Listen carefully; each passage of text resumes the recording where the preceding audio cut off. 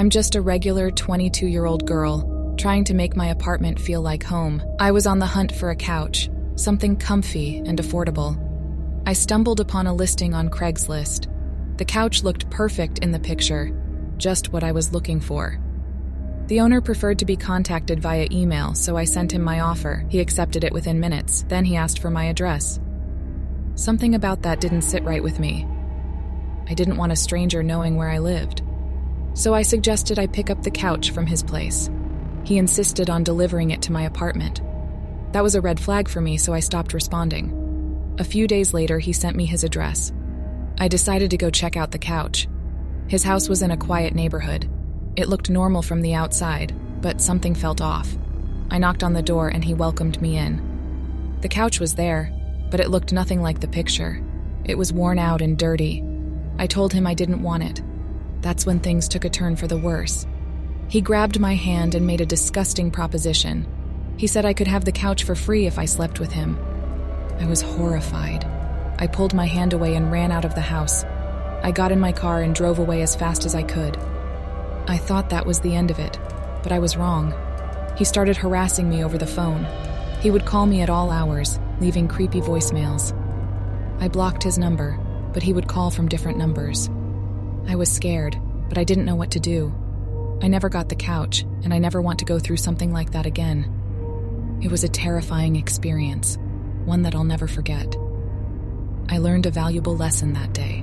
Always trust your gut. If something doesn't feel right, it probably isn't. I was on Craigslist, scrolling through the endless list of used cars. My son was turning 16 soon, and I wanted to surprise him with his first car. Craigslist seemed to have more affordable options than the local dealerships. I spotted an ad for a car that looked perfect, good condition, low mileage, and within my budget. The location was just about 5 miles away from my place. I dialed the number listed on the ad, but no one answered. On a whim, I decided to drive over and check out the car. The address led me to a house in a quiet, secluded neighborhood. The house looked ordinary, a single-story building with a small front yard, but there was no car in sight. I knocked on the door, but no one answered. I walked around the property, hoping to find the car parked somewhere out of sight, but there was no sign of it. I was about to leave when I noticed something odd. I peered through the window and saw some creepy items. A collection of strange masks, what looked like animal bones, and a shelf full of old, dusty books. It sent a chill down my spine. I quickly backed away from the window, my heart pounding. I got in my car and drove away as fast as I could. I couldn't shake off the eerie feeling. I never found out who lived in that house or where the car was. But one thing was for sure, I was never going to forget that creepy house. About a year ago, I was in the market for an iPhone 12. I found a guy on Craigslist selling one for $200. He said it was in perfect condition, and he wanted to upgrade to the iPhone 14. I wasn't an expert in checking phones, so I took my younger brother with me who knew a lot about this stuff. We decided to meet halfway at a Dunkin' Donuts parking lot around 10 p.m. 2 big, intimidating guys got out of a black Toyota Corolla and approached us. One of them took out the phone and showed it to me. It looked flawless. My brother took my SIM card, put it in the new phone, and did some checks. He confirmed it was working fine. The guy then asked for $250, even though he initially asked for $200. I told him I only brought $200, which was a lie. I had $250, but I didn't want to pay more than his original asking price. I handed him the $200, and they got back in their car. We also got back into my car, and I tested the new phone by calling my girlfriend. My brother noticed that the 2 guys hadn't left yet, but I didn't think much of it. I started the car and pulled out of the parking lot. My brother then noticed that the 2 guys started their car just as I had. I found that a bit odd since they came from the opposite direction. I continued driving home, but they followed us, staying close on our tail. My brother suggested pulling over, but I wasn't going to do that. I knew those guys were up to no good. I started driving recklessly to lose them. At an intersection, I floored it across just as the light turned red. My brother yelled at me, but it worked. They didn't follow. We got home after the extra long drive. My heart was still racing. I was just happy I got a working phone for such a low cost. Later that night, I was setting up the phone when I heard 2 car doors slam shut outside. I looked out my window and saw the black Toyota Corolla parked across the street. I woke up my dad and quickly explained everything. He grabbed a baseball bat and hid behind the front door. A loud knock came at the front door. My dad yelled at them to go away. One of the guys claimed to have a gun and threatened to shoot the lock off the door. My dad told me to call Joe, our neighbor who's a cop. I called Joe and he said he'd be right over. Then we heard a silenced gunshot. I peeked over and saw a bullet hole in the door, inches away from where my dad was hiding. My dad ran away from the door and we all listened. We heard Joe outside telling them to drop their weapons.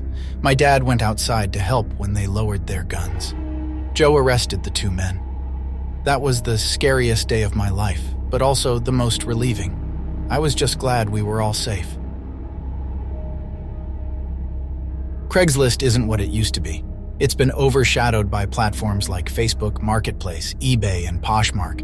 Perhaps this is due to the numerous scams and the unsettling number of weirdos that seem to frequent the site.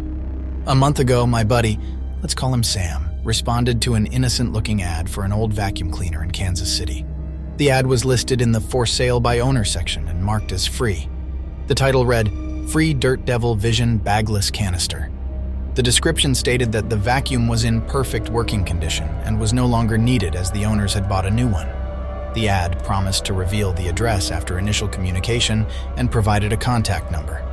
Sam texted the number, expressing his interest, and got a quick response. The person asked for his name, to which he replied, "Sam." They introduced themselves as Kelly and confirmed that the vacuum was his if he could pick it up. Sam asked if they could hold it until the next day, to which they agreed. The following day, Kelly texted Sam, asking what time he could pick up the vacuum. Sam suggested 8 o'clock and asked for the address. Kelly asked him to call for directions. When Sam called, a man answered the phone, not the woman he was expecting. When Sam asked if he was speaking to Kelly, the man said no, that was his wife, and she wasn't available. He introduced himself as Brock. This was the first red flag for Sam. It seemed odd that both a man and his wife would be using the same cell phone. Brock explained how to get to their location, which he described as his warehouse. He said he would need to open the gate for Sam. Sam was taken aback, expecting a regular home address for such a small item. Brock explained that he and his wife owned part of a small warehouse where they stored their old belongings and items they planned to sell, as they were wholesalers. Sam agreed to meet at the specified location at 8 o'clock near Grandview, south of Kansas City. The given cross streets led Sam to a quiet intersection surrounded by unmarked buildings that looked like warehouses. He parked his car and found the gate that Brock had mentioned. When he texted Brock to let him know he was there, the gate began to open automatically, revealing a long, dark driveway between two brick buildings. Sam called Brock, who didn't answer, but texted him to enter the gated area and proceed to the warehouse straight ahead. It was so dark that Sam couldn't even see a warehouse. He asked Brock to bring the vacuum to the gate, but Brock stopped responding. After several attempts to call Brock, the calls started going straight to voicemail, likely because Sam's number had been blocked. Sam quickly returned to his car and drove home. When he checked the ad once he got home, the listing had been taken down. A reverse phone lookup revealed that the number didn't appear on any phone book websites. By refusing to go beyond that gate into the darkness, Sam likely avoided a potentially dangerous situation. A freshman girl in college, who we'll refer to as Jamelda, was strapped for cash and was looking to sell her prom dress and other dresses she no longer planned on using. So she made a listing on Craigslist with pictures of all the dresses, including 2 pictures of her wearing the prom dress. Jamelda left her number in the Craigslist ad to be contacted on, which, for a young girl putting 2 pictures of her body on Craigslist of all websites, wasn't a good idea. Not surprisingly, she got a phone call within the hour, and it was someone who claimed to take interest in the dresses. It was a man on the other end, who she says sounded anywhere from 35 to 55 with a slightly raspy voice. He said he was calling about the dresses she posted on Craigslist, to her surprise, because she would obviously expect only females to call or text and inquire about the dresses. He explained that he was looking to buy the dresses for his girlfriend as a gift, and he wanted to know if they'd fit her. So Jamelda told him all the sizes and prices per dress. The man asked for more pictures of the dresses if possible, which she agreed to. So she kept him on the phone on speaker while she took more pictures of the dresses laid out on her bed. Mid doing this, he started asking more questions that progressively got weirder, starting with how tall she was, how the dress fits up there, and what size bra she wears, to which Jamelda started feeling uncomfortable, mentioning to him that's not relevant. He apologized and said he just wanted to make sure it would be a good fit for his girlfriend. He then proceeded to ask if the dresses were tight on Jamelda, and she replied some of them are moderately tight. The next question was where Jamelda really started to question this man's intentions. He asked if there was any chance she could send him pictures with her wearing all the dresses to get a better idea of if they'd fit his girlfriend. After a few seconds of silence because Jamelda didn't know what to say, the man on the other end asked if she used to wear panties under the dresses, followed by a short, creepy chuckle, and then he said, "You have a really cute voice." Jamelda hung up the phone and blocked the number. She also took the ad down from Craigslist and didn't plan on listing it again on there, but she would later find out that he would start stalking her after a random account started following her on Instagram and requested her on Facebook.